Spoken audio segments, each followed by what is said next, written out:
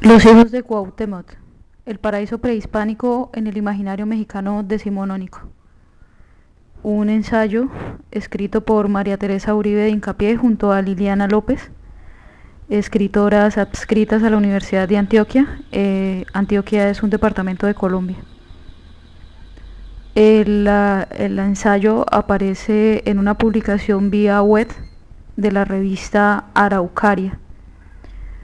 La referencia con relación a la revista es que el ensayo apareció en la revista Araucaria del año 5, la número 9, la del primer semestre del año 2003. El documento no tiene foliaciones, no está paginado. Pese a ello, yo realicé una paginación, por cuanto diré que el documento está compuesto de 26 páginas. La paginación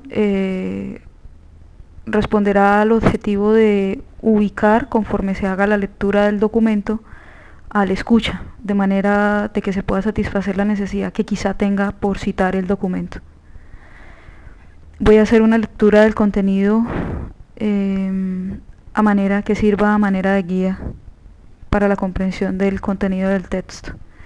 Repitamos el título: Los hijos de Cuauhtémoc, el paraíso prehispánico en el imaginario mexicano decimonónico. Las autoras, María Teresa Uribe de Hincapié y Liliana López, inician el documento después del título con el siguiente subtítulo: Una introducción pertinente. El documento, además de la introducción pertinente, está dividido en 3 partes. La primera parte se titula El momento de la independencia y el lenguaje del republicanismo patriótico, que aparece sobre la página 3. Sobre la página número 12 aparece la segunda subdivisión, titulada El momento civilizador o los lenguajes republicanos de los derechos y de la tradición. Finalmente, en la página 19, la tercera subunidad, titulada Hacia la construcción de un modelo para armar. Un modelo para armar.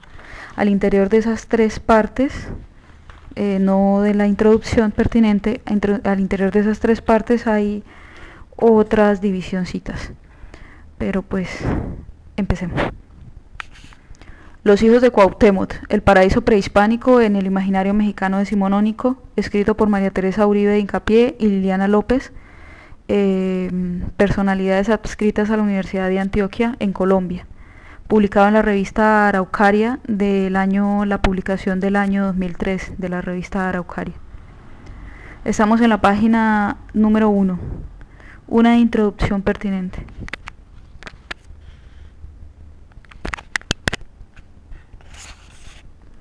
Los procesos de construcción nacional no pueden prescindir de la dimensión histórica ni de la dimensión narrativa.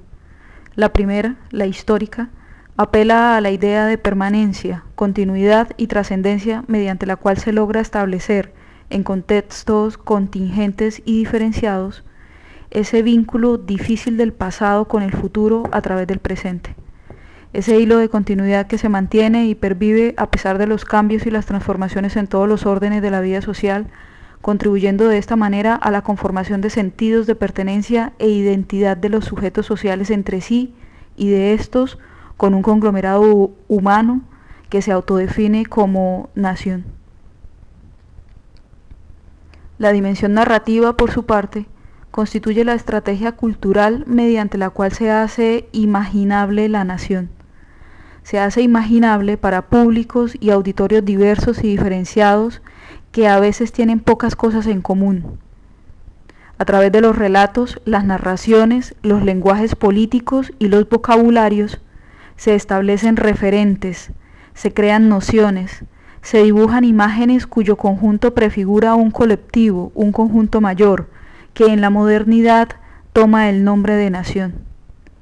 Pero como no hay historia sin memoria, ni memoria sin narración, Las palabras logran producir esa suerte de alquimia de la cual siempre resulta algo nuevo. La configuración de una entidad a la que se le atribuyen rasgos y características similares, de la que se espera que les otorgue a los sujetos principios identitarios y además que soporte todo el andamiaje del Estado moderno. Las palabras no son meras figuras literarias, no son meros adornos estilísticos o ficciones jurídicas más o menos aleatorias. Son en lo fundamental, comillas, estructuras penetrantes, fin de las comillas, que modifican sensiblemente los contextos en los cuales se enuncian y que producen mutaciones culturales y políticas de mucha significación. No está por demás subrayar que las figuras de la modernidad, es decir, la nación, la república y el ciudadano, no se corresponden con el orden natural de las sociedades. Son ante todo referentes construidos de manera racional y voluntaria, pero también imaginados y deseados. De allí que las retóricas y las poéticas tengan siempre una incidencia mayor que la aceptada en la configuración del Estado y la nación modernos. Los propósitos de este trabajo discurren en esa dirección. La intención es la de trazar el mapa retórico a través del cual se configuró la comunidad imaginada en Colombia, poniendo el énfasis en una sola de las dimensiones narrativas, la de los lenguajes políticos, lenguajes universales o mejor occidentales con pretensión universalista, que a pesar de proveer un orden cívico, plural, democrático y pacificador, contribuyeron a que la guerra se instalara como horizonte necesario para instituir y mantener la nación, para reclamar derechos y libertades y para definir los rasgos del régimen político. Estamos en la página 2. Los lenguajes políticos de la modernidad puestos en contexto y sometidos a la contingencia de las acciones políticas y bélicas, a las tensiones sociales, a las heterogeneidades culturales y a las diversidades económicas, se trastocan, se modifican y se recrean, dando paso a mixturas y mestizajes, a giros retóricos y a vocabularios novedosos, donde bien puede ocurrir que lenguajes políticos pacificadores e integradores incorporen en sus discursos aristas belicistas, ausentes o soslayadas en los referentes teóricos con los cuales se nutrieron los imaginarios nacionales. Es preciso señalar que en Colombia y quizá también en la América hispánica, los lenguajes políticos de la modernidad vinieron de la mano de las guerras, estuvieron imbricados con ellas, les prestaron a éstas sus vocabularios y referentes analíticos. Es decir, las guerras fueron el recipiente donde se fue configurando una retórica muy especial que contribuyó a instalar en los tiempos de la larga duración una imagen trágica de la nación y la figura del ciudadano en armas. El siglo XIX colombiano estuvo cruzado por una guerra de independencia que duró más de 12 años y una sucesión de confrontaciones civiles o, comillas, guerras entre ciudadanos, fin de las comillas, como la llamaba don Andrés Bello, a través de las cuales se pretendía constituir la nación, se pretendía definir y unificar el territorio, establecer un dominio con capacidad de control y dirección política, instaurar el Estado moderno y generalizar y ampliar sus referentes de orden, es decir, luchas cruentas y violentas por el control de los grandes monopolios públicos. Vamos a empezar el contenido que está sobre la página número 3. El de la violencia legítima, el de los impuestos, el del control administrativo del territorio y el de la definición moral y cultural de la comunidad política o pueblo de la nación. Este anudamiento con la política les define a estas guerras una dimensión narrativa propia. Posibilitó el surgimiento de una retórica muy eficaz sobre la justeza, la necesariedad o la inevitabilidad de la lucha armada, con el propósito de que los derramamientos de sangre, las depredaciones y los atropellos propios de los eventos bélicos adquiriesen sentido y significación para las gentes que los sufrían y a su vez para distinguirlas de otras violencias sin justificación y sin dimensión pública, comillas, porque como lo sabía San Agustín, tropelías semejantes hacen al uno pirata y al otro lo convierten en rey, fin de las comillas.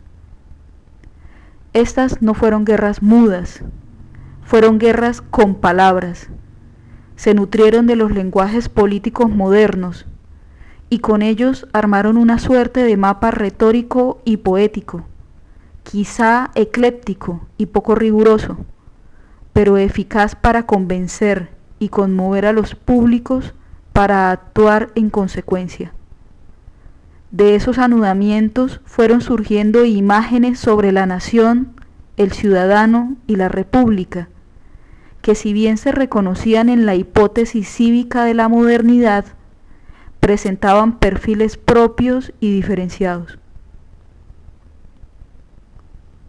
La reconstrucción de este mapa retórico abordará dos grandes campos de acción política y bélica donde los lenguajes puestos en contexto experimentaron modificaciones y trastocamientos significativos. El primero, el de la independencia o republicanismo patriótico. El segundo, el civilizador, expresado en los lenguajes del republicanismo de los derechos y del republicanismo de la tradición. Siguiendo la página tercera damos inicio a la primera parte, numerada por sus autoras como 1, primera parte. El momento de la independencia y el lenguaje del republicanismo patriótico. Esa primera parte tiene divisiones internas. Ahora sí, en este momento voy a mencionarlas. En la página sexta aparece un subtítulo, La gran usurpación y los agravios. Y en la página novena, otro subtítulo también de la primera parte, La retórica del patriotismo y la sangre derramada. Vamos a leer el contenido de la página 1, estando en la página tercera. El momento de la independencia y el lenguaje del republicanismo patriótico. La guerra de independencia constituyó, a no dudarlo,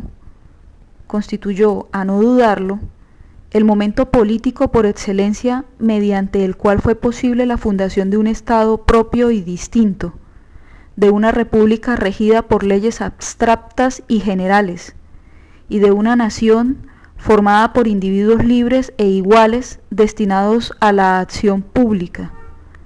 Fue este acto fundador el que permitió la irrupción de las figuras de la modernidad en una sociedad tradicional o de antiguo régimen, constituyéndose en el gran reto para la imaginación política de la intelectualidad granadina. Constituyéndose en el gran reto el hecho de la necesidad de describir, definir y hacer aceptar por el conjunto de la sociedad los referentes del nuevo orden cívico sobre los cuales descansaba ahora la legitimidad del Estado recién constituido. Página cuarta. El lenguaje político que guió esta inmensa tarea intelectual fue el del republicanismo, no solo porque en esta orilla del Atlántico se oía con mucha fuerza los ecos de la Convención Constituyente reunida en Cádiz en 1812, y también los de la Asamblea Francesa de 1789, cuya Carta de Derechos fue traducida y divulgada por don Antonio Nariño en Bogotá, sino porque el lenguaje republicano y la formación de una nación de ciudadanos los eximía, en principio, de ocuparse de los aspectos difíciles de la multiculturalidad y multietnicidad de la nueva entidad política. Sí.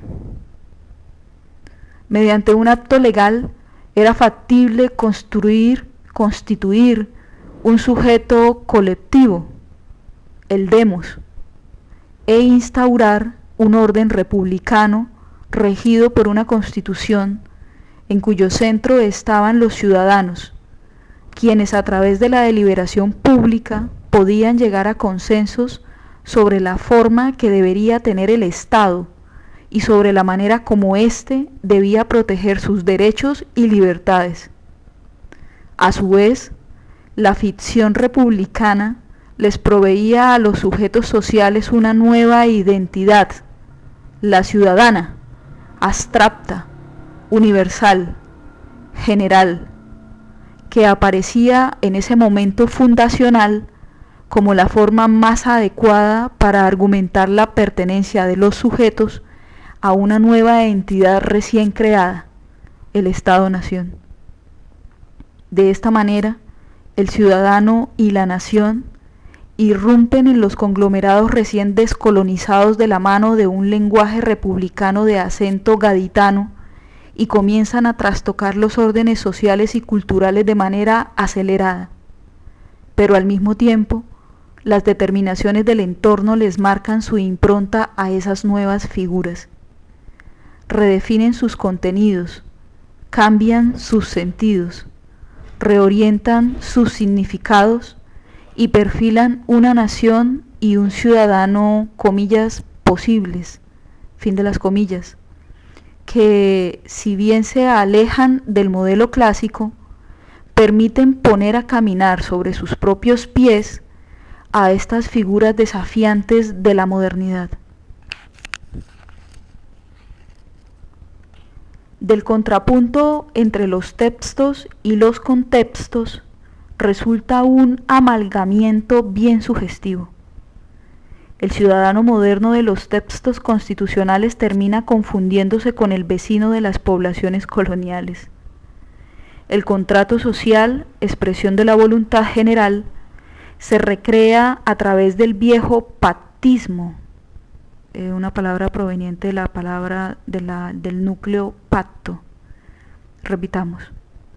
El contrato social, expresión de la voluntad general, se recrea a través del viejo pactismo entre los pueblos y el soberano, y más que un demos conformado por individuos libres y autónomos que desarrollan su acción en la esfera pública, y más que un demos, continúa vigente la idea de una nación orgánica constituida por etnias, estamentos, vecindarios y localidades que pactan diferencialmente sus prebendas, derechos y garantías con el nuevo soberano, representado ahora por la República. Vamos a empezar el contenido que está sobre la página 5. No obstante, estas figuras mestizas no son simples definiciones jurídicas o formales, pues cuando se viene abajo el imperio español y se rompe, como se decía en la época, el pacto suscrito con el monarca, quienes aparecen y se manifiestan en la escena pública son esos sujetos colectivos, los cabildos, los notables locales, las juntas patrióticas, los vecindarios, haciendo valer su derecho a la autodeterminación política mediante una guerra de independencia, pero también su derecho a la autonomía local y regional, defendiendo con las armas en la mano la garantía de no depender de otros y la posibilidad de pactar diferencialmente con el nuevo soberano republicano. En tal modo, las guerras civiles se inician desde antes de consolidarse la independencia definitiva, poniendo en evidencia que el demos, si es que existe, no desborda las fronteras de la localidad o la región.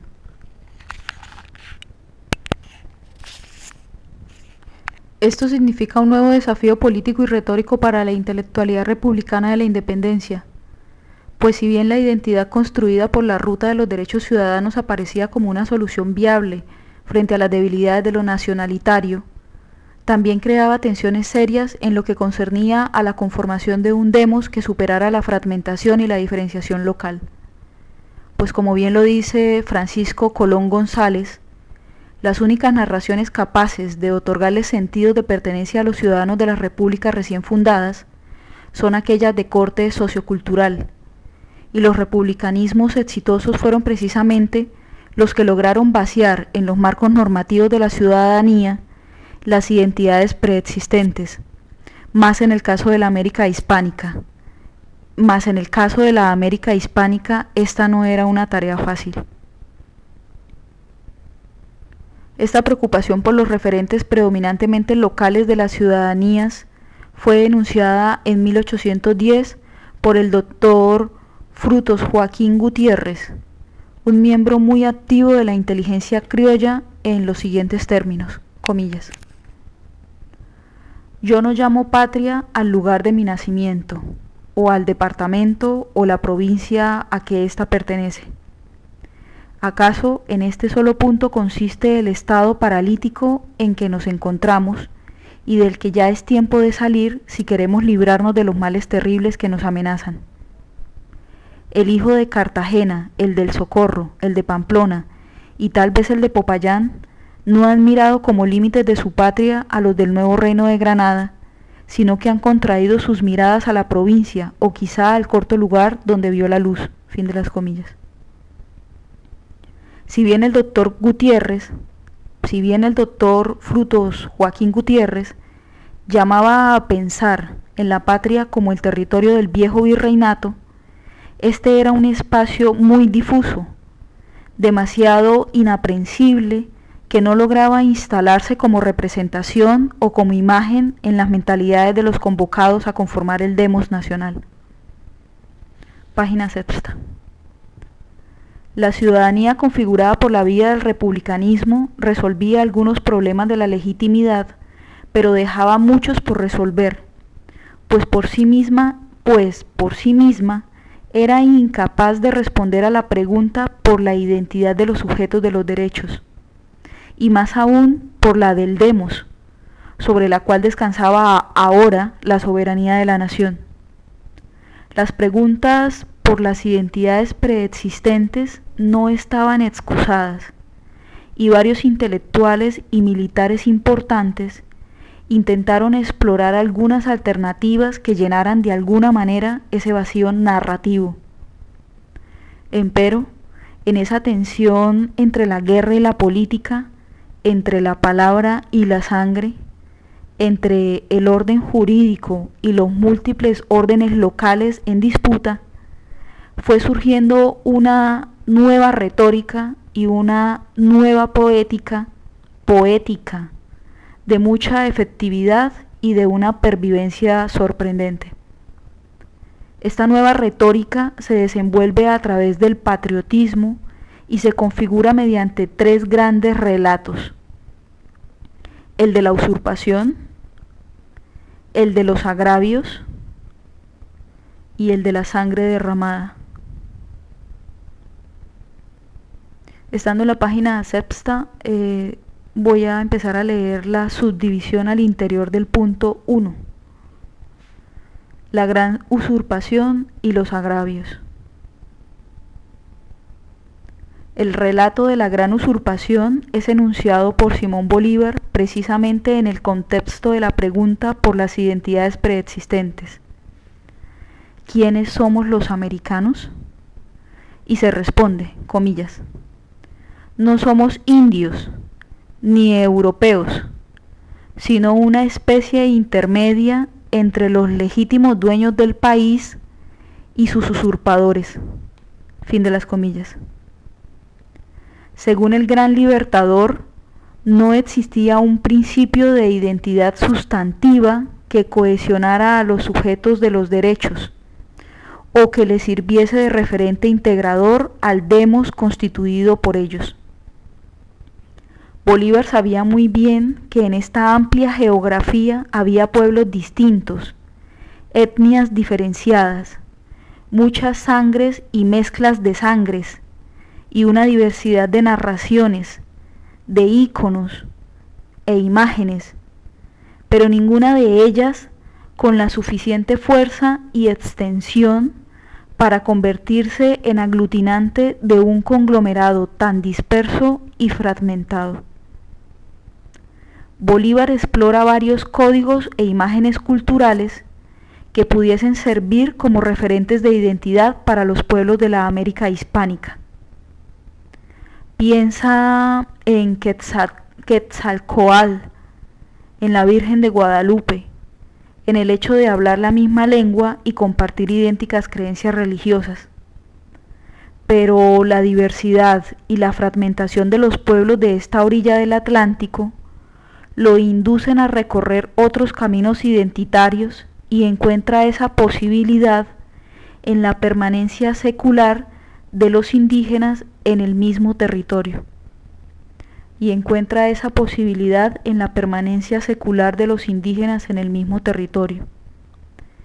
El ius solis, pero sobre todo en una larga historia de depredaciones, exclusiones y usurpaciones, de las que habían sido objeto tanto los primeros pobladores como las sucesivas generaciones de criollos, mestizos, mulatos y negros que vinieron después. Vamos a empezar el contenido que está sobre la página 7.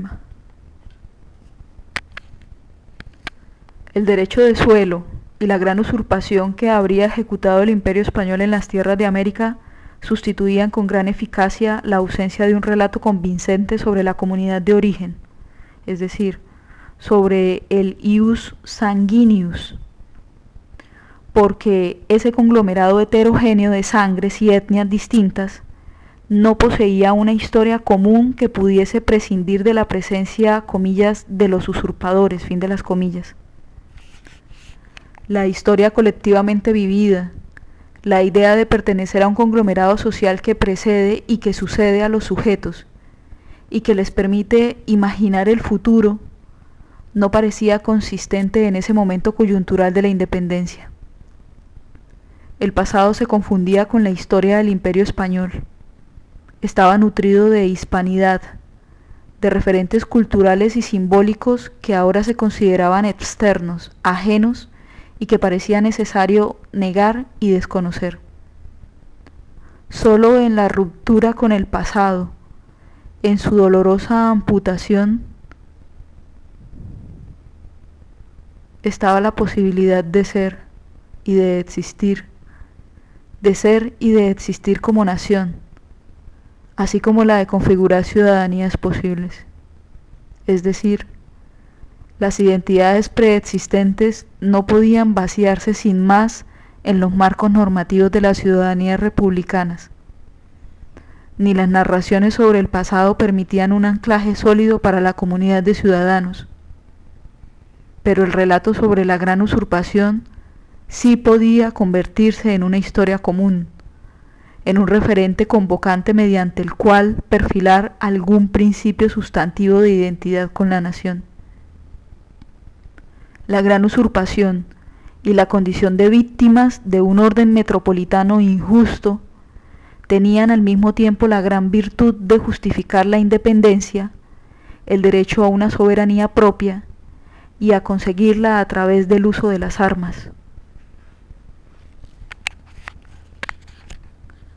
Los derechos naturales conculcados, la memoria sobre el despojo de su territorio, y el recuerdo sobre los agravios y los atropellos que se les habrían infringido a lo largo de 3 siglos, tejía los hilos de una historia común, pero esta era una historia trágica de víctimas y victimarios, de agravios y sangres derramadas, que fue perfilando como mito fundacional de la nación,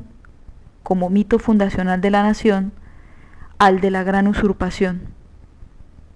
Esto quería decir que los ciudadanos se autopercibían y se identificaban como víctimas de un orden esencialmente injusto, sustancialmente opresivo y radicalmente excluyente, contra el cual solo cabría levantarse en armas, haciendo de la guerra y del uso de la fuerza el único recurso posible para fundar derechos y libertades. En otras palabras, el victimismo y el relato sobre la gran usurpación fueron dibujando en el horizonte la imagen de una nación trágica y de una ciudadanía en armas. Página 8. El relato sobre la gran usurpación se impuso con gran fuerza y capacidad para convencer y conmover en la coyuntura de la Revolución de Independencia, y terminó por sustituir o por subsumir algunas narraciones anteriores mucho más optimistas y creativas que argumentaban sobre la libertad de la Nueva Granada con base en sus inmensas riquezas naturales, su posición geográfica privilegiada entre dos océanos y las grandes posibilidades que esto significaba para el comercio mundial y para convertirse en, comillas, un Estado poderoso en el mundo, fin de las comillas, si no fuese porque el dominio español les había negado a sus habitantes el acceso a los conocimientos útiles y el mantenimiento del monopolio sobre el comercio y la producción y, comillas, las luces, fin de las comillas. Sin embargo, lo predominante durante los años difíciles de la guerra emancipatoria fue el relato trágico de la gran usurpación. Así, Bolívar decía al respecto, comillas, 3 siglos ha que empezaron las barbaridades que la presente edad ha rechazado como fabulosas, porque parecen superiores a la perversidad humana, la muerte, el deshonor y cuanto nos es nocivo nos amenaza y tememos. Todo lo sufriremos de esa desnaturalizada madrastra. El velo se ha rasgado, ya hemos visto la luz y se nos quiere volver a las tinieblas.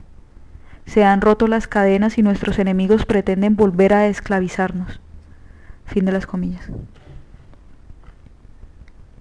Pero no únicamente en el discurso de los intelectuales pronunciado en los cabildos, en las juntas patrióticas o en las tertulias donde se denunciaba el relato de la gran usurpación, también los catecismos republicanos, las hojas sueltas y los pasquines se encargaban también de divulgar hacia otros sectores sociales estas narraciones trágicas y victimistas. En el Catecismo de Instrucción Popular que escribió el cura de Mompox, Juan Fernández de Sotomayor, en 1814 se lee lo siguiente, comillas, pregunta, ¿pues nosotros no somos vasallos de España? Respuesta, no, y nunca hemos sido. Pregunta, recordemos que estamos leyendo un fragmento del Catecismo de Instrucción Popular escrito por un cura, el cura de Mompox, en el año de 1814, un documento que circulaba entre varios sectores sociales. Sigamos. Pregunta, ¿y por qué los españoles reivindican para sí ese derecho? Respuesta, porque siempre han considerado a los americanos como gente de otra especie, inferiores a ellos, nacidos para obedecer y ser mandados como si fuéramos un rebaño de bestias. Pregunta, ¿y qué decimos a esto?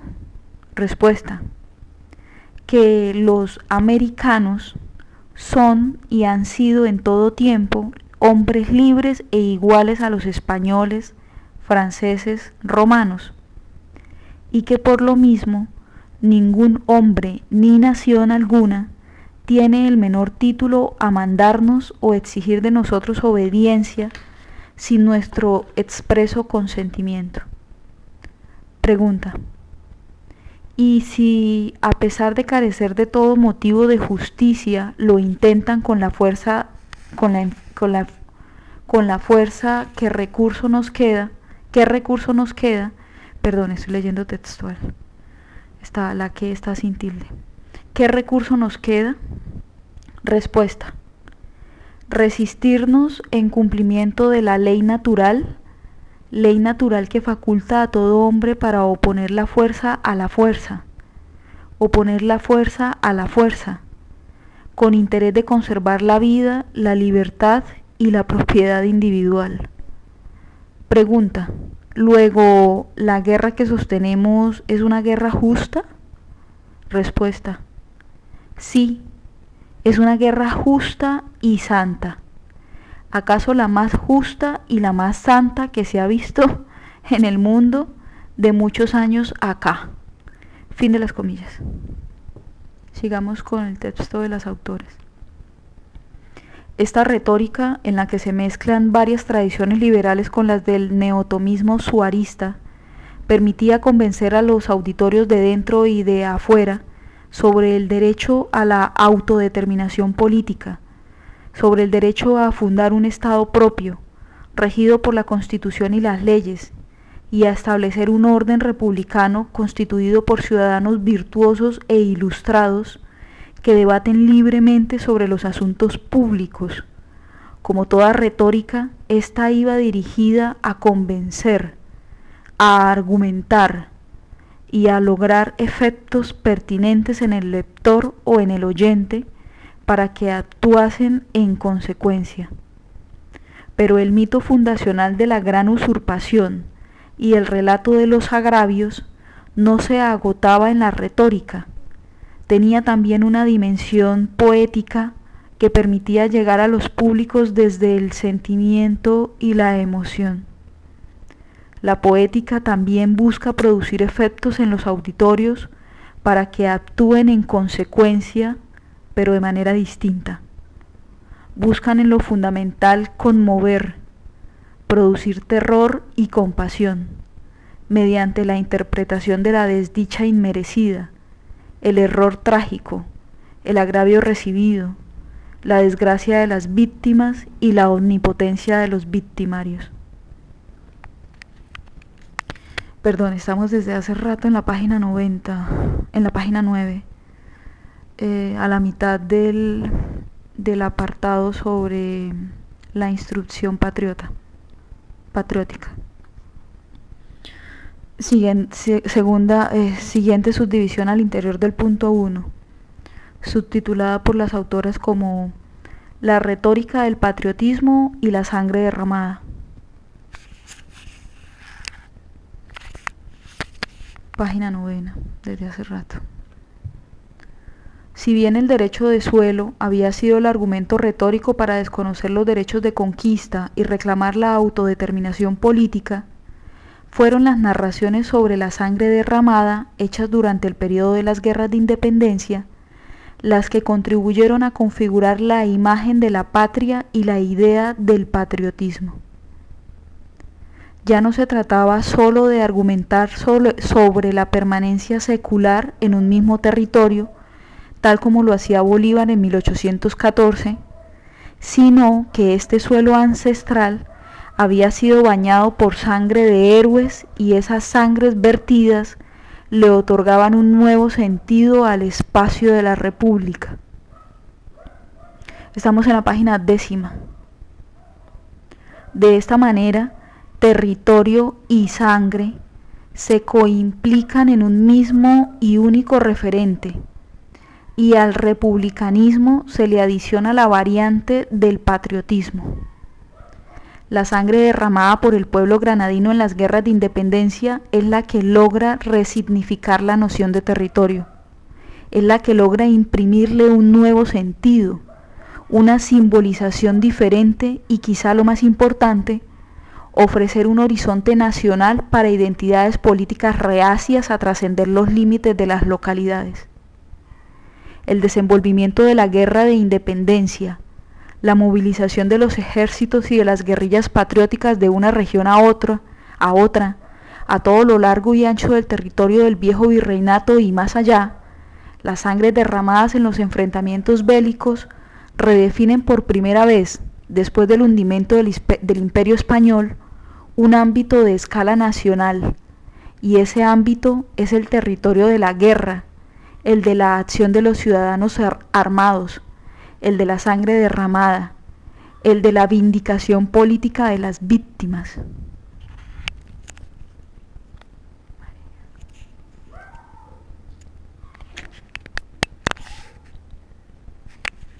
El demos que provee esta nueva retórica es el formado por los ciudadanos patriotas, es decir, por aquellos capaces de matar y de morir por la patria, los que fundaron la República con las armas en las manos y que continúan dispuestos a defenderlas de la misma manera cuando ello fuese necesario.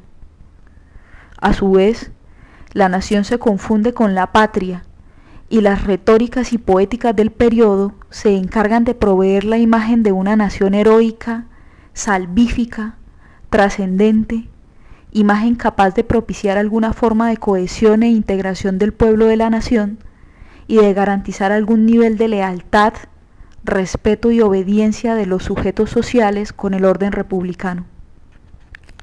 Esta variante del patriotismo no era ajena al lenguaje republicano, y menos aún al perfil del ciudadano mestizo de la posindependencia en Colombia. El republicanismo se diferencia del liberalismo clásico en el énfasis que el primer lenguaje le otorga a los deberes ciudadanos, pensados también como virtudes públicas.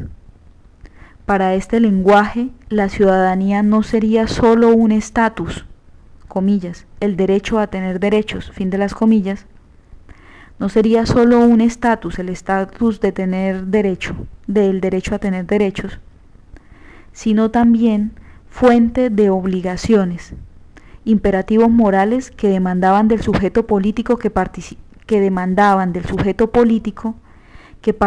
de manera activa en los asuntos públicos, que se ocupe de la res pública.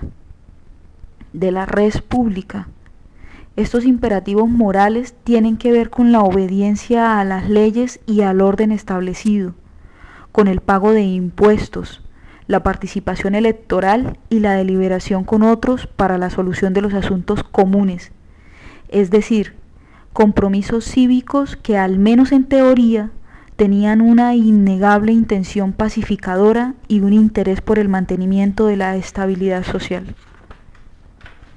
Página 11. Así lo ha planteado la teoría clásica del republicanismo desde Aristóteles hasta Kant, pasando por Rousseau, y así se presenta en las versiones más contemporáneas de Arendt y Habermas. Pero su asociación con el patriotismo trastoca las intenciones pacifistas, tolerantes y filantrópicas, así como el reconocimiento mutuo de los ciudadanos frente a los derechos de los demás, y le imprime al discurso cívico un componente bélico y en cierta forma violento. Pero esto es posible porque el republicanismo, con su propuesta de participación ciudadana, deja la puerta abierta para que por ella penetren otras demandas de lealtad con la República, como la de defenderla con las armas en la mano. Tránsito sutil que se posibilita cuando en la escena del republicanismo entra el patriotismo. Esto quiere decir que entre el ciudadano cívico y el ciudadano armado hay una distancia muy corta. Estamos en la página 11. El ciudadano patriota del siglo XIX estaba convocado a defender la patria con su sangre, a ofrendar la vida para defenderla y algo más. En la retórica de la época se insinuaba que el camino para conseguir los derechos civiles y políticos era, de comillas, las justas armas, fin de las comillas, y que negarse a usarlas en situación de peligro era el camino para perder el estatus de ciudadano y para ser excluido de la sociedad política conformada por patriotas.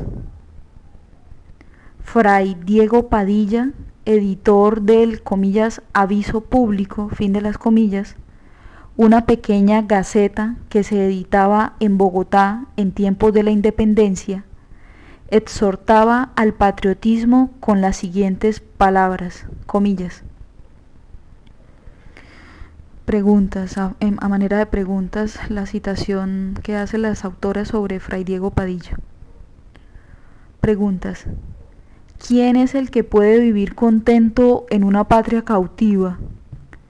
¿Quién puede verla amenazada y descansar tranquilo? Siguiendo con la cita de Fray Diego Padilla, pero ya no preguntas. El interés de la patria hace valientes a los mismos tímidos, solicita a los perezosos, vuelve elocuentes a los mudos y hace amigos a los contrarios. No hay pasión que no se sacrifique al interés común. No hay gloria que se codicie tanto como servir, como dar la vida por la salud y la seguridad de la patria. Fin de las comillas. Pero quizá es en las primeras constituciones donde queda expresada de manera más directa la tesis del ciudadano en armas. En la Constitución de Antioquia de 1812 se señala lo siguiente, comillas: todo ciudadano es soldado o defensor de la patria en tanto que sea capaz de llevar armas. Así, nadie puede eximirse del servicio militar en las graves urgencias del Estado cuando peligra la libertad y la independencia. El individuo que no se hiciese inscribir en la lista militar, no teniendo una excusa legítima, perderá los derechos del ciudadano durante 4 años. Fin de las comillas. Página 12. La imagen del ciudadano en armas y su identidad construida en los marcos del relato trágico de la usurpación, los agravios y la sangre derramada no fue creación exclusiva de los intelectuales de la independencia en Colombia. De hecho, está presente en toda la América hispánica y acompaña por lo general los procesos de descolonización o de lucha contra un invasor en el mundo moderno. Lo que habría que señalar es que para el caso colombiano el relato patriótico fue prácticamente hegemónico durante casi un siglo. Señalar que otros relatos y narraciones nacionalitarios que se pusieron en boga y otros tantos proyectos culturales orientados hacia la búsqueda de identidad, no tuvieron el mismo espesor ni semejante capacidad movilizadora, y que la sucesión de guerras civiles y confrontaciones armadas del siglo XIX mantuvieron vivas y en un presente perpetuo las narraciones sobre la usurpación, los agravios y la sangre derramada, reconfigurando las imágenes del patriotismo y del ciudadano en armas y adecuándolas a las nuevas demandas de la política, es decir, a las de la construcción y consolidación del Estado-Nación. Además, no deja de sorprender que las retóricas y las poéticas de los grupos armados del presente, tanto guerrillas izquierdistas como paramilitares de derecha, recojan en sus relatos esa línea de continuidad histórica, recojan en sus relatos ese eje de larga duración y justifiquen su accionar bélico con relatos de usurpaciones, agravios recibidos y sangres derramadas.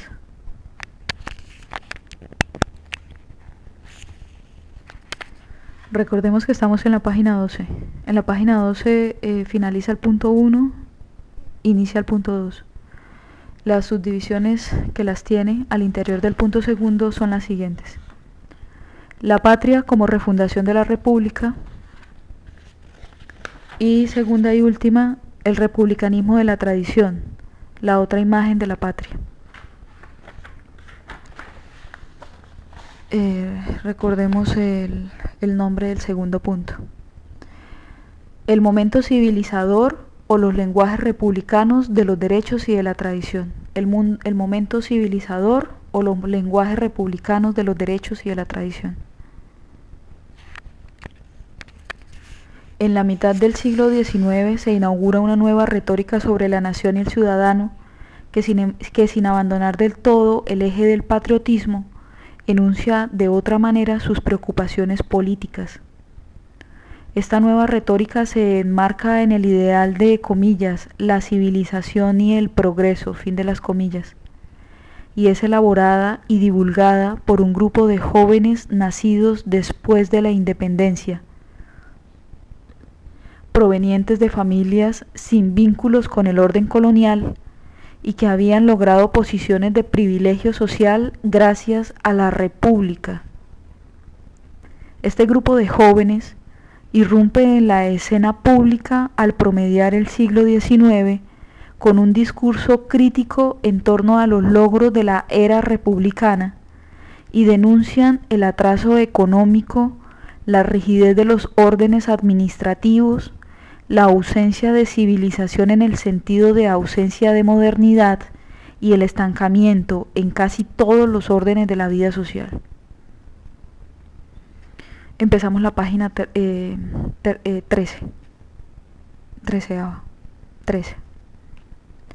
Los jóvenes de este grupo, que empiezan a llamarse a sí mismos como con el nombre de nuevos liberales o liberales radicales, marcan sus distancias con los regímenes anteriores a los que designan como viejo liberalismo de tradición republicana y patriótica, pues argumentaban que estos habían sido demasiado tímidos para deshacerse de la tradición colonial y conservaban de ella la prevalencia de los valores hispano-católicos. Conservaban de ella la pervivencia de una sociedad jerarquizada y excluyente. Buena parte de la legislación fiscal, civil y penal del antiguo régimen y similares rutinas en la producción y comercialización de los productos, entre ellos los monopolios sobre algunos productos básicos. Pero el punto central de su retórica se orientaba a la crítica de lo que ellos llamaban ausencia de libertades públicas y de igualdad social. En un periódico de la época se leía lo siguiente, comillas: creíamos que con solo ser independientes alcanzaríamos el bienestar político y social, y una vez dado este primer paso nos hemos detenido en la carrera. ¿Dónde pues encontrar el origen de nuestra agitación? El origen de nuestra agitación, él está indisputablemente en un hecho claro y decisivo.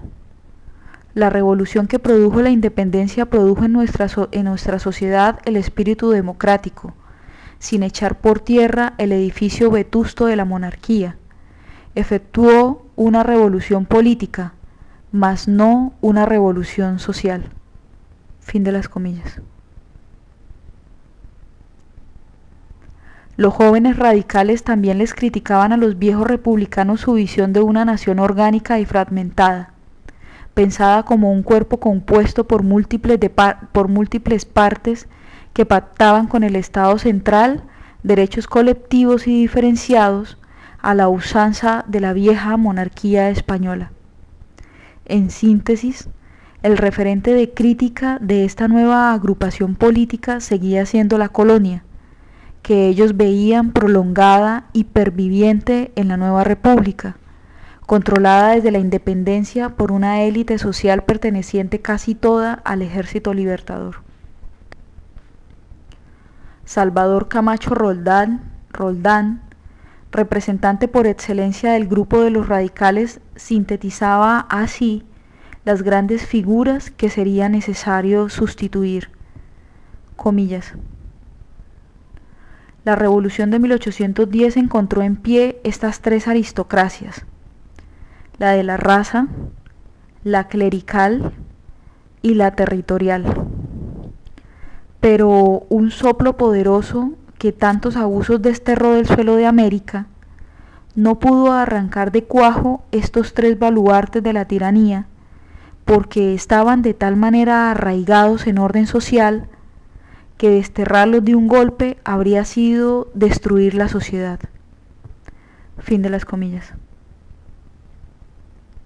Su copartidario José María Samper se refería en similares términos a los obstáculos que sería necesario remover para acceder a la civilización y el progreso y fundar de nuevo, comillas, la verdadera república, fin de las comillas. Bueno, entonces la cita donde se pone el texto escrito por José María Samper, comillas: la verdadera república. Debía producirse una verdadera revolución en las costumbres políticas, en las ideas, en las instituciones y en la existencia y fisonomía social de la República. La dominación de las tres oligarquías, clero, milicia y el monopolio, iban a sustituirse con la doble dominación del pueblo, la verdad a derrotar el sofisma, la libertad a ocupar el puesto de la comprensión. Fin de las comillas sobre la cita a José María Samper. Estamos en la página 14.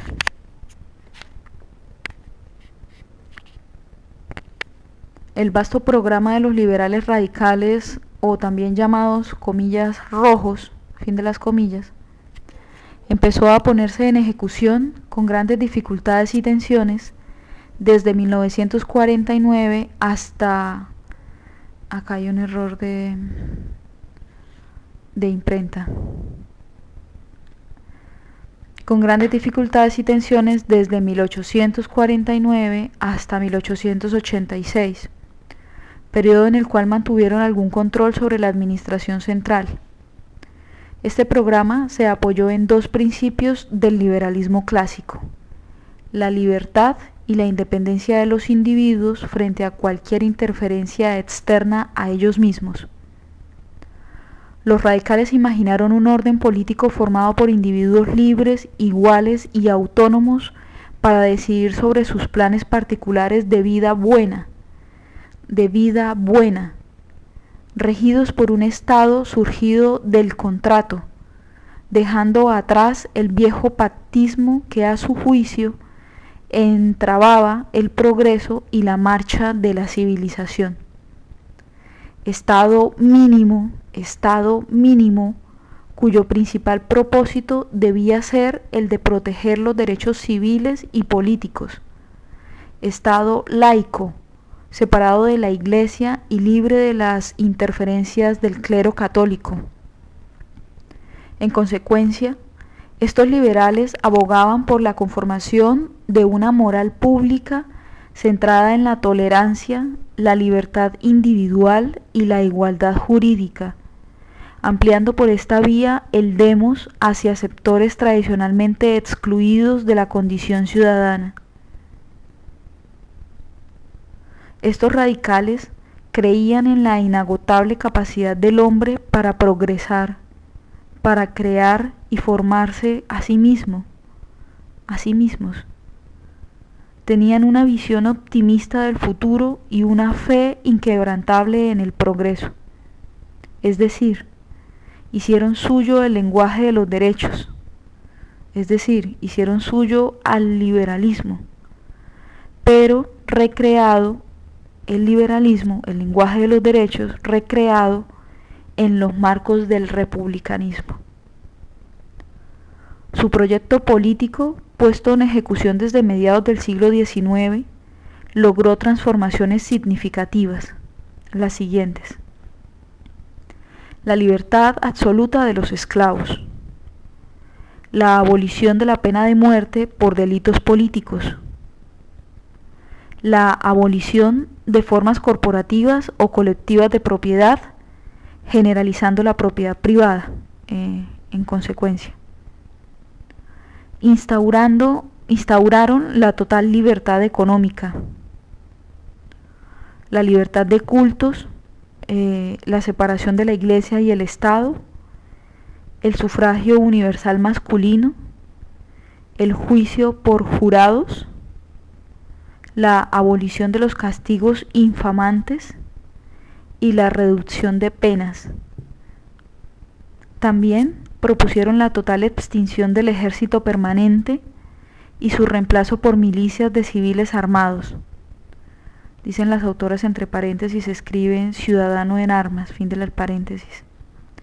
Y se inclinaron hacia formas de régimen político de corte federal. Estamos en la página 15, siguiente subdivisión al interior del punto 2. La patria como refundación de la República. Este lenguaje del liberalismo clásico fue la bandera de lucha en contra de los rezagos del antiguo régimen, De esta manera la colonia volvía a ser el oponente, el referente a destruir y a sustituir por un orden moderno, contractual y libertario. Pero había más. Estos radicales se definían a sí mismos como los continuadores de la independencia, como los verdaderos herederos del espíritu patriótico, como los que harían realidad las promesas incumplidas, logrando la, comillas, verdadera emancipación. Seguimos con las comillas, la verdadera democracia, la verdadera república de ciudadanos, fin de las comillas. José Hilario López, el primer presidente que representaba esas ideas, escribió, comillas, el 20 de julio de 1810 se proclamó la independencia del poder español. Nos sacudimos el yugo de los absolutistas nacidos allende el mar. Pero hasta el 7 de marzo de 1849 no ha empezado realmente la revolución que ha de darnos la libertad, emancipándonos del fanatismo de las instituciones, hábitos y preocupaciones coloniales. Fin de las comillas.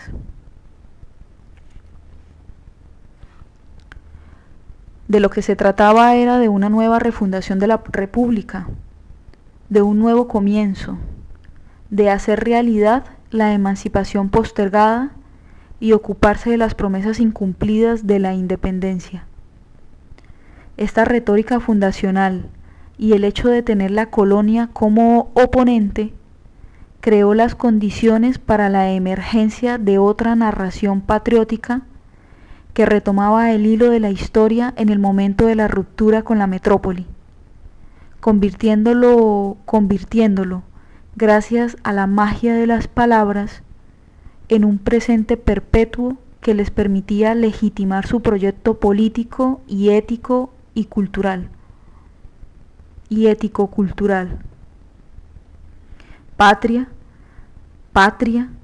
según los liberales radicales, no debería ser solo un hombre, solo un nombre, solo un territorio.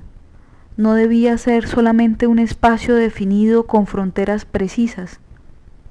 La patria debería simbolizar el campo de acción de la República y encarnarse principalmente en derechos y libertades.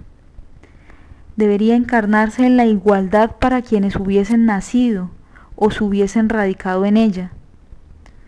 Encarnarse en amplias posibilidades de progreso y de riqueza para todos, y sobre todo en la vigencia de un orden civilizador que hiciese realidad una verdadera emancipación social.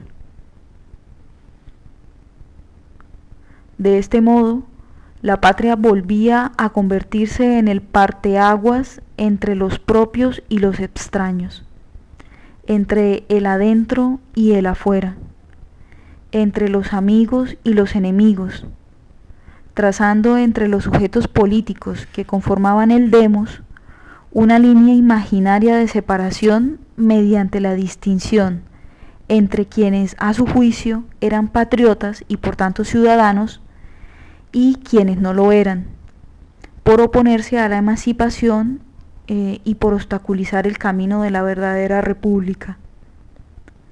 Los opositores empezaron a ser identificados como los defensores de la colonia, con los comillas absolutistas, aristocráticos, fin de las comillas, defensores del clero y de las viejas costumbres, proclives a comillas la tiranía, fin de las comillas, en fin, con los enemigos de la República y de la independencia. La patria volvía a ser un patrimonio de quienes la defendían incluso con el uso de las armas, y los opositores eran situados al margen del demos y en condición de exterioridad frente a los verdaderos patriotas. No es por casualidad que los oponentes a este grupo liberal que fundó por esa misma época el partido de ese nombre fueran llamados comillas godos, fin de las comillas, haciendo una mímesis bien reveladora con los ciudadanos de origen español y con quienes habían dominado la América por algo más de 3 siglos. Nos encontramos en la página 16. De esta manera se recurrió a nociones, a símbolos, a vocabularios y metáforas utilizadas en tiempos de la Guerra de Independencia. Se recompusieron retóricas y poéticas sobre el patriotismo, retóricas y poéticas que habían servido para movilizar los públicos en periodos anteriores, asentando el animus belli, acentuando la hostilidad manifiesta entre los ciudadanos y manteniendo vigentes las condiciones para entrar en disputas armadas. El Partido Liberal y el Conservador, con sus diferentes matices y divisiones internas, serían los protagonistas de una sucesión de guerras civiles que duraron todo el siglo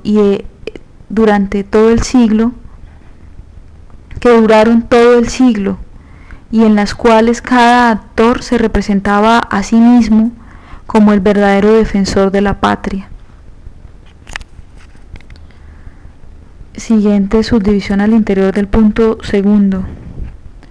El republicanismo de la tradición, la otra imagen de la patria.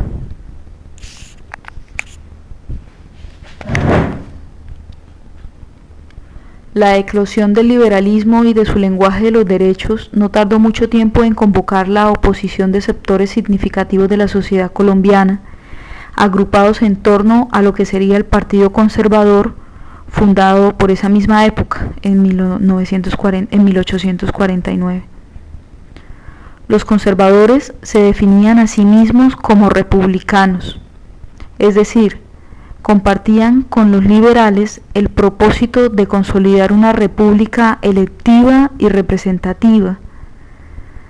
Compartían el propósito de definir los derechos civiles y políticos, de contar con una nación de ciudadanos y de leyes y principios normativos mediante los cuales se estableciesen reglas claras para la relación de los ciudadanos entre sí y de ellos con el Estado. Es decir, liberales y conservadores compartían en principio los referentes del lenguaje republicano. Diferían, eso sí, en los tiempos para poner en funcionamiento la estructura de derechos y libertades. Diferían también en los espacios y las poblaciones que debían ser cobijadas por estos derechos, y diferían también en los alcances que le asignaban a las nociones de libertad, progreso y civilización. Página 17. En síntesis, existía un mínimo consensus iuris. Existía un mínimo consensus iuris en torno al modelo republicano de Estado. Página 17. En el territorio de la antigua Colombia no existieron tentaciones para instaurar nuevas monarquías o dictaduras hereditarias o plebiscitarias, y las ideas al respecto no prosperaron.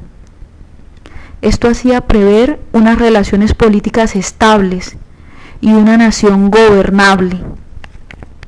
No obstante, estos republicanismos belicosos indujeron confrontaciones armadas muy ruidosas y degradadas, y contribuyeron a mantener un ánimo hostil que, aun cuando se silenciaban los fusiles, continuaba presidiendo las relaciones entre los ciudadanos y fragmentando la comunidad política o demos, que a pesar de las búsquedas no lograba encontrar referentes identitarios que estuviesen por encima de sus divisiones políticas, y éstas, con las guerras que las acompañaron, terminaron por encontrar en las distintas retóricas patrióticas un sucedáneo para conformar alguna forma de lealtad política con el Estado.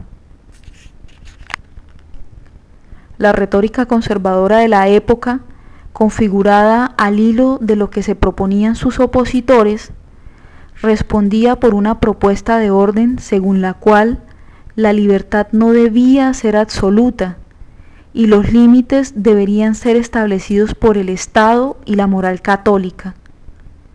De allí el énfasis puesto en la seguridad, la estabilidad y la conservación de lo existente.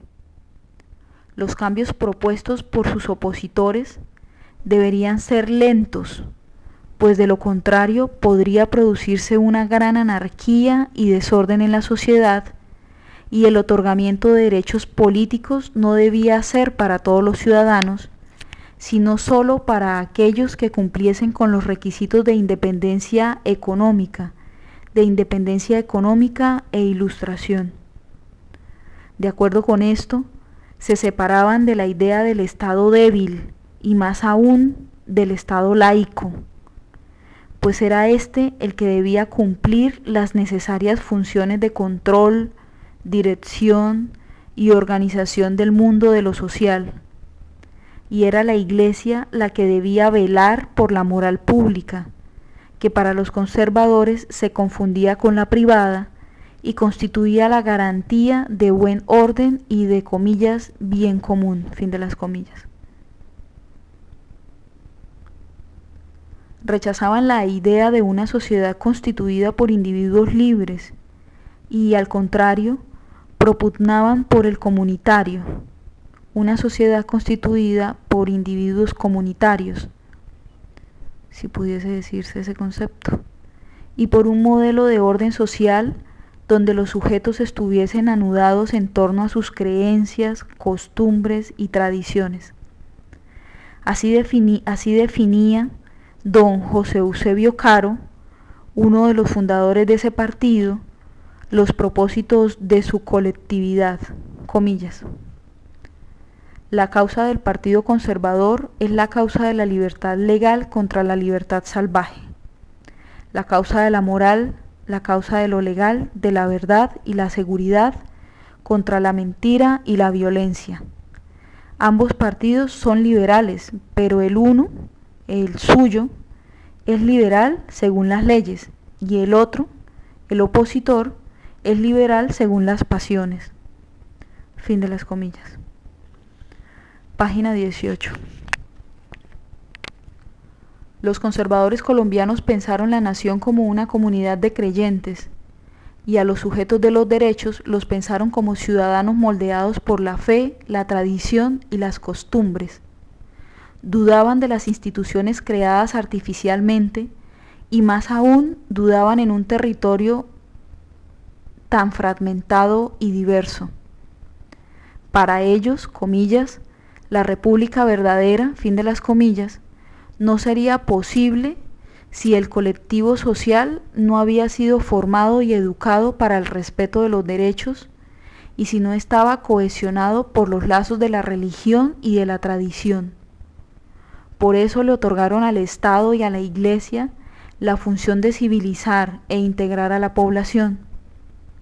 Los derechos, decían los conservadores, serían inocuos si no existía un Estado fuerte que los tutelara, si no existía un ejército permanente que los salvaguardara, que salvaguardara el orden, y si no se encomendaba a la Iglesia la labor educativa que se hacía aún más necesaria en países como estos, poblados por varias etnias, por gentes de sangre mezcladas y según ellos bárbaros, potencialmente levantiscos y fáciles presa de los vicios y las malas costumbres.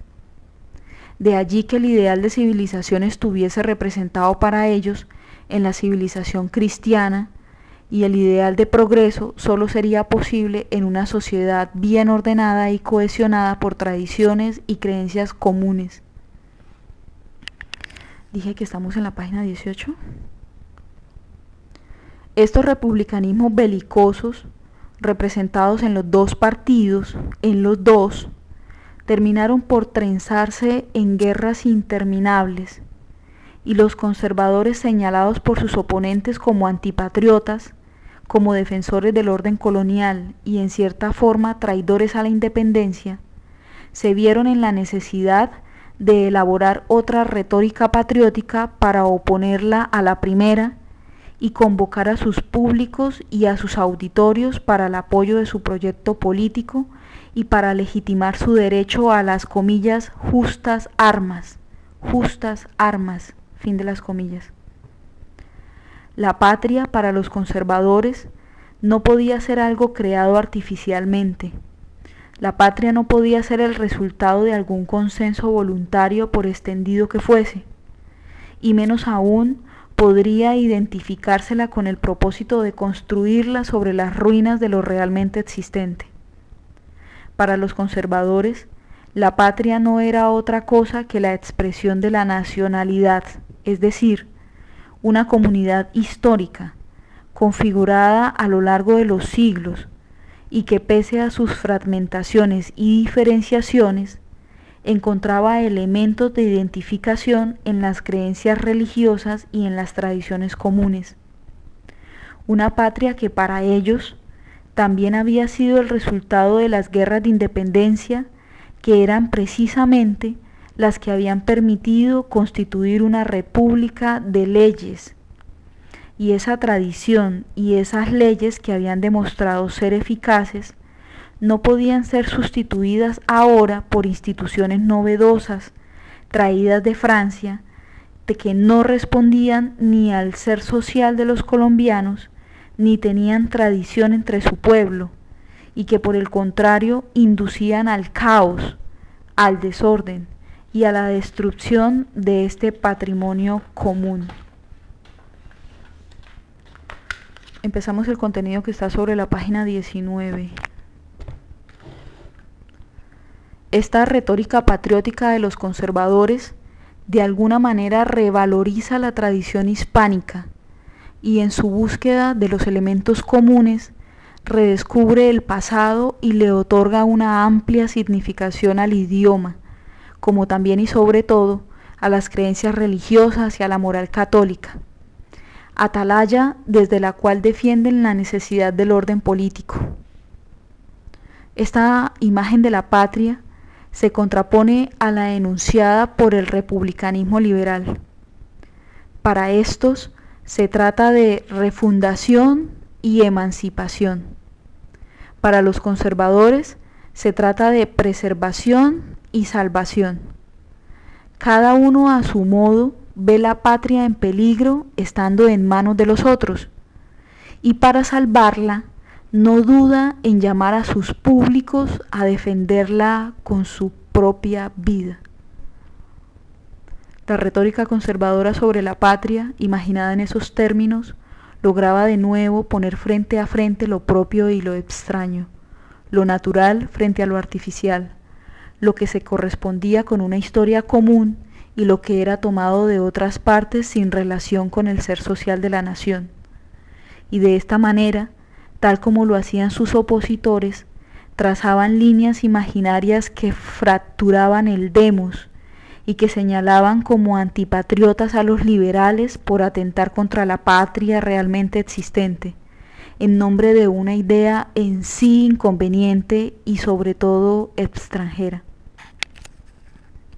Fue muy frecuente en las narraciones de los conservadores los ejercicios miméticos de desvelar imitaciones, correspondencias, de desvelar imitaciones, de desvelar correspondencias e influencias entre los liberales del medio siglo y sus homólogos franceses de 1848. A propósito, decía el doctor Mariano Ospina Rodríguez, fundador junto con el señor José Eusebio Caro del Partido Conservador, decía lo siguiente Mariano Ospina Rodríguez, comillas: los granadinos, como los demás hispanoamericanos, reciben sus ideas y todas sus opiniones de los libros franceses, y estos reflejan, por decirlo así, como otros tantos fragmentos empañados de un espejo roto, reflejan las luces claras que brillan en la Francia y el fuego siniestro de las teas incendiarias que alarman y consternan en aquel país. Todos los delirios, todos los absurdos, germinan y se reproducen aquí.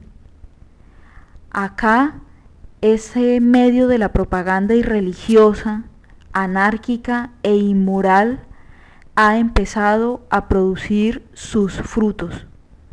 Fin de las comillas. Estas mímesis contribuían a reforzar los sentidos de pertenencia con la patria imaginada, los sentidos de pertenencia a una patria imaginada contra una patria formal, abstracta y sobre todo diseñada por otros y para otros contextos distintos. Estando en la página 19, recordemos que estamos en la página 19, voy a dar inicio a la tercera división del ensayo. Es la tercera y la última. Al interior de la tercera parte no hay subdivisiones. Página 19, tercero. Hacia la construcción de un modelo para armar, armar.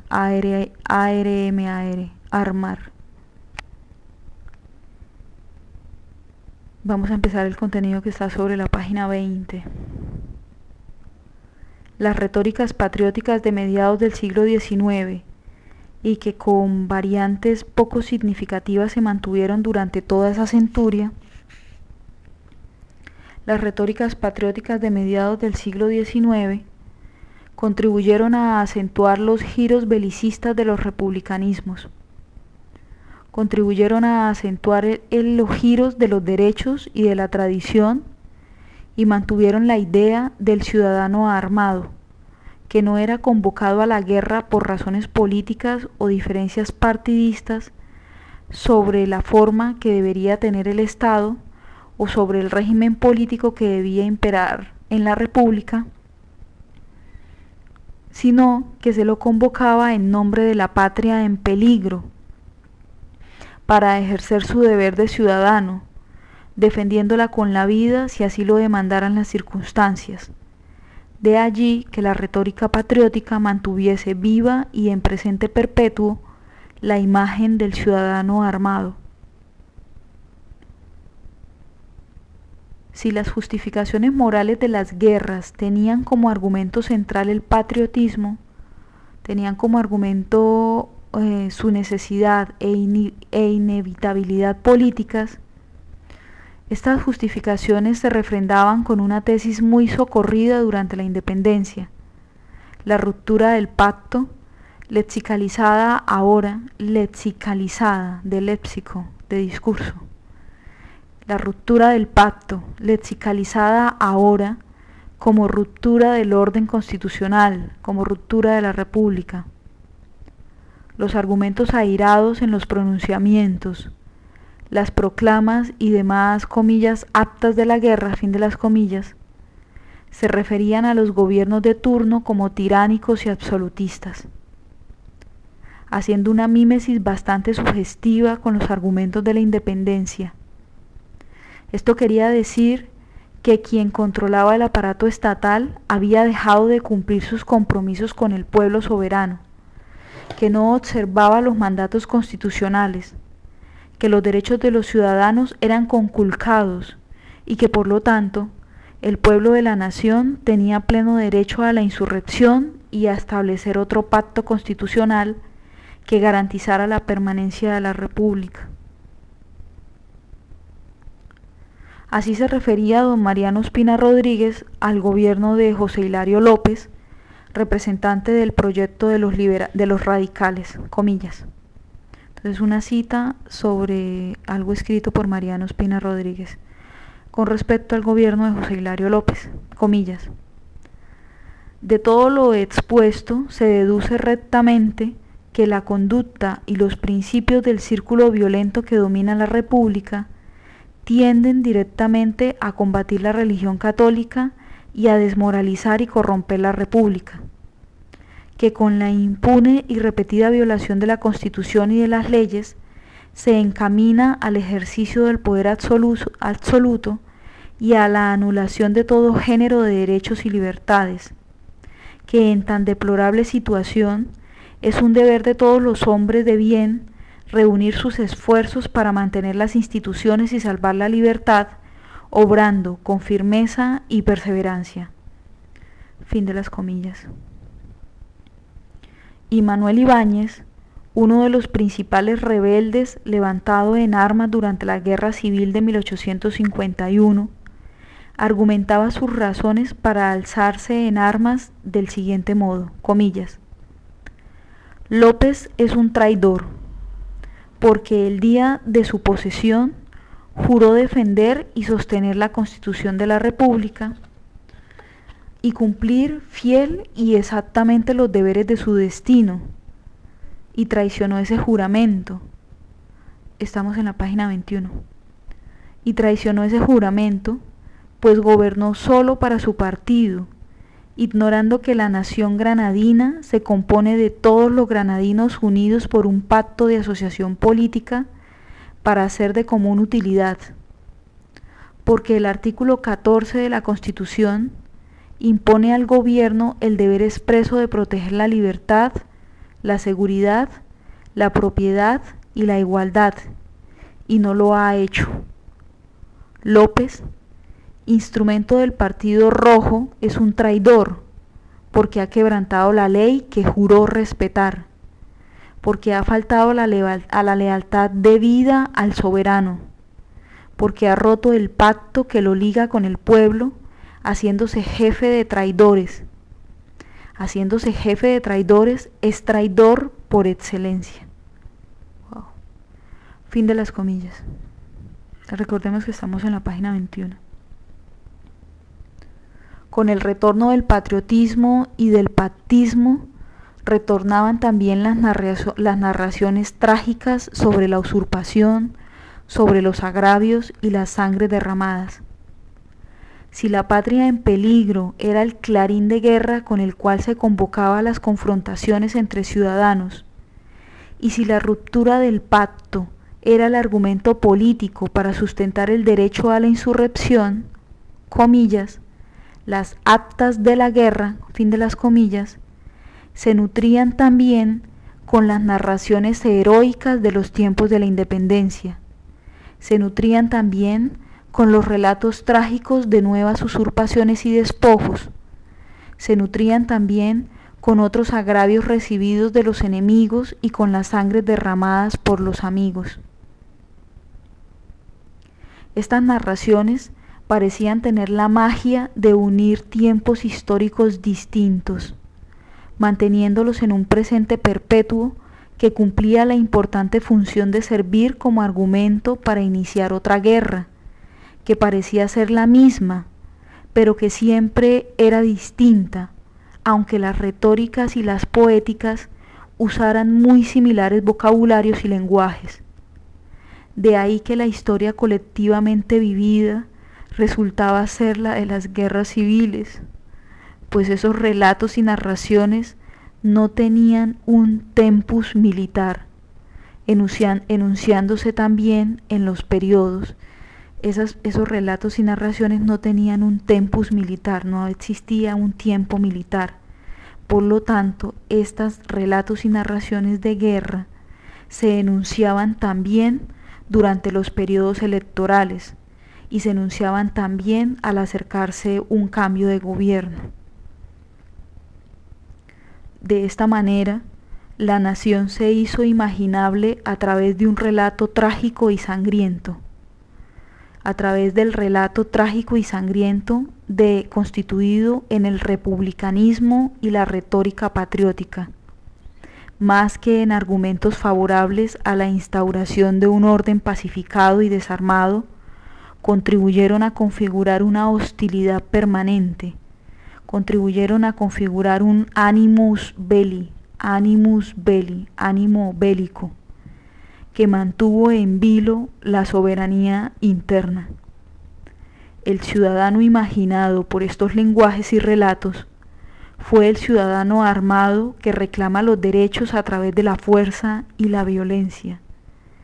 Y el demos o sociedad política, pese a la existencia de un consensus iuris, se mantuvo fragmentado y en abierta diferencia con la hipótesis cívica que le sirvió de referente para constituirse como tal. Quizá por eso Daniel Pecó sostenga, comillas, que en Colombia la violencia y la guerra constituyen una experiencia histórica de la cual todo parece derivar. Fin de las comillas y fin del contenido grueso del artículo. En las páginas, de las páginas 22 a la 26, están contenidas 45 citas a pie de página, de las cuales no haremos lectura en este audio texto. Gracias, yo soy Viviana Delgado.